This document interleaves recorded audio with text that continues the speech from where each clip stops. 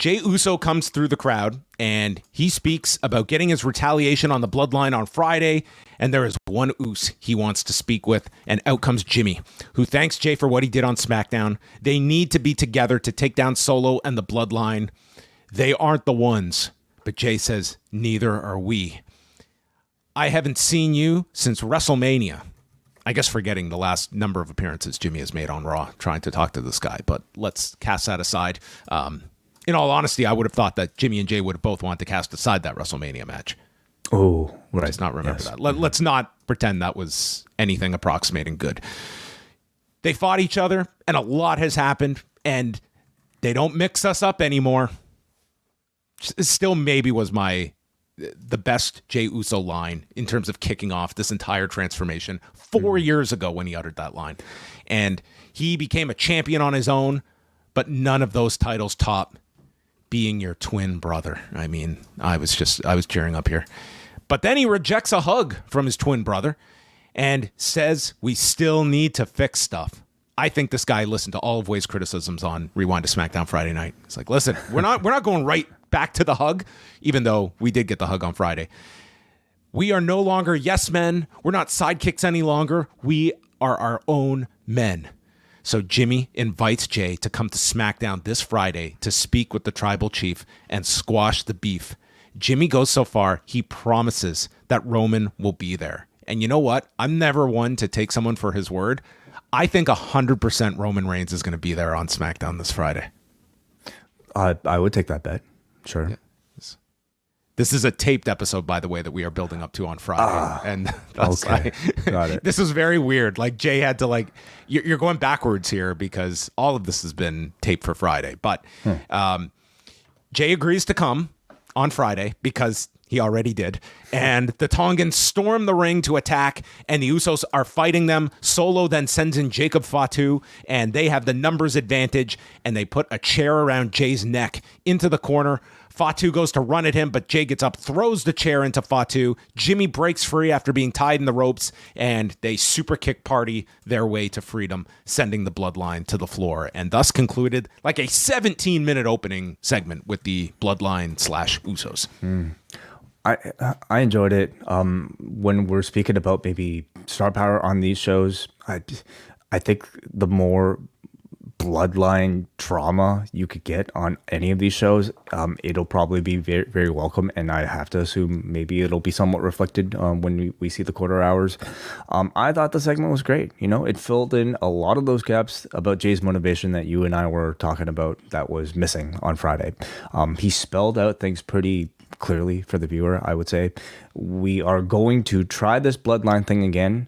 But this time, we're not servants to Roman. We're not even just twins. We're individuals now. So it's telling the viewer what is going to be different and why Jey Uso was willing to give this family another chance, provided that they can all change, or at least Roman and Jimmy can show that they're able to change as well. So, you know, this is a family that's like fought a lot. They, at least for Jey, it seems like they've gotten that out of their system. Jey's ready to move on, and there's just something so captivating about seeing all of this drama play out. And I'm glad that we're getting it both on Raw and SmackDown. The Usos are backstage, and they run into Sami Zayn. So this is Zayn's first appearance since losing the match to Gunther. So he's been off for several weeks, and Zayn wants to speak to Jey alone. And he has this awkward interaction with Jimmy, and then he asks Jey if this is it, and everything that Roman and Jimmy did to you, you're just going to forgive them for that, and explains how at least Solo didn't mentally get into your head. And Zayn explains, I'm not on anyone's side but yours. And he doesn't need, and says, Jey, you don't have to pick a side either. This is not your fight anymore. And Jey says, Sami, you wouldn't understand because you're not family. I love this shit. I love it. I mean, I enjoy Sami and Jey. I enjoy Sami by himself. I enjoy Sami and Jey's interactions on their own. But there's just something so much more special when they are a part of a bigger narrative regarding the entire rest of the bloodline. I miss this. So we've now kind of resolved like the Jay side of this story, where Jay is seemingly willing. He's getting back with Jimmy. He's willing to talk things out with Roman. Now we focus on Sami Zayn and that sort of unresolved loose end, and they're giving enough focus and time to all of these characters. We've told the Jay story. We've kind of, I feel pretty satisfied in like getting there. It's still not completely solved, but like, we're on our way.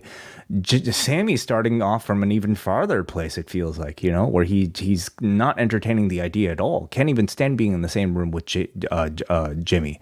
Give him a week, okay? Now, just like with Jay, within a week, I think, people just kind of get back into place. But yeah, the Sami chapter, I think, could be the best of all. The Sami arguably is the best like performer in terms of acting among the several of them, and the Sami and Roman have been through, you can argue, even more together. So seeing those two patch that up, it's going to be a great story, I think. Now, with this image that you just had, was it a missed opportunity to not have Jay and Sami here, and then you pull focus and it reveals the word brothers above them? Oh. And that's how the scene ends. Interesting. Yeah. Maybe they chose this particular spot for a reason. Yeah. I thought this was really good stuff on this show, on a show that really did feel kind of like a kind of paint by numbers Raw. This was like, and with good reason, you leaned heavily on the Usos and Sami Zayn with multiple segments tonight. Yeah. Jimmy Uso is in the locker room and he asks Jay how the talk went with Sami, and Jay just tells him, yeah, I told him he's not family. Jimmy agrees with him. Yeah, he's not. These guys are just, they came off as such dicks here to Sami. And Jay notes that, when you left, Sami stepped up and Jimmy is going to play peacemaker. He offers to go find Sami Zayn and go speak to him. And did bring up the question of Sami Zayn's attendance here at Raw. What was his objective tonight? Was it just to come in and hopefully he'll run into Jay? Because that's a text. Hold on a second. We know on these shows, you never know when you're going to be booked in the main event. All right, John. Like half these matches aren't made. But all the these guys the took off tonight. Like Gunther knew. It's like I'm not getting booked. I'm not going to show up for this show. I guess some guys just aren't eligible. But Adam Pearce. Okay, when he's booking Raw, he leaves these major gaps that are out there for the show that he's just waiting for somebody to come out to call somebody out for, so that he would have a main event. Not tonight's show. He had this all formatted. We had all these matches announced in advance, so there was no room. Dealing with a limited deck tonight. Jimmy Uso is seen searching for Sami Zayn and runs into Jay, and they spot Sami Zayn out in the parking lot conversing with Solo Sikoa. Now, why weren't they mic'd? Maybe in 6 months we'll realize what this conversation was all about on the YouTube release. Very well, yeah, we could. Where was the wrestling fans? Where were the cell phone cameras capturing it? Yeah, they did this covertly in Hershey. Maybe they felt that this is the time to have these kinds of discussions. I think this is interesting. They're not giving us a very straightforward Jay's sort of reunion has ended up being relatively straightforward. I mean, without having seen what he's going to do with Roman just yet. But with Sami, they are giving us at least some tease that he might actually be joining with the other side, which I'm sure he will not. But they're at least having the characters think that he will. If you like this video, consider joining our Patreon, the Post Wrestling Cafe. Multiple bonus podcasts every week, ad-free shows, and access to our full archive. Otherwise, a like and subscribe is much appreciated. Thank you for watching.